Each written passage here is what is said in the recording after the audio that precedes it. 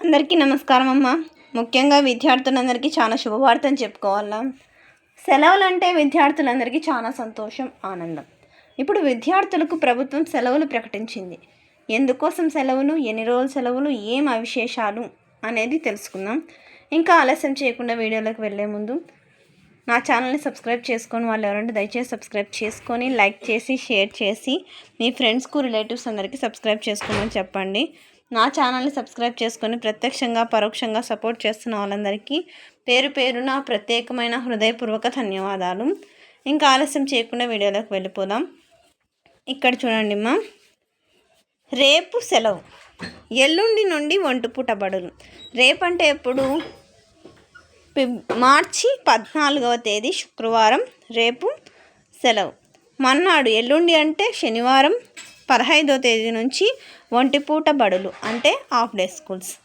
తెలుగు రాష్ట్రాల్లో హోలీ సందర్భంగా రేపు విద్యా సంస్థలకు సెలవు ఉండనున్నది. ఎల్లుండి నుంచి విద్యార్థులకు ఒంటిపూట బడులు మొదలు కానున్నాయి.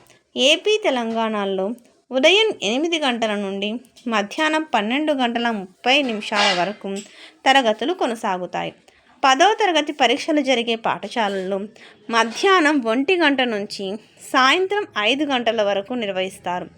ఏప్రిల్ 23 వరకు ఒంటిపూట బడులు ఉంటాయి. ఆ తర్వాత వేసవి సెలవులు ప్రకటించనున్నారు.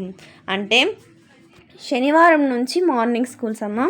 టైమింగ్స్ వచ్చేసి ఉదయం 8 నుంచి మళ్ళీ ఆఫ్టర్నూన్ 12:30 వరకు.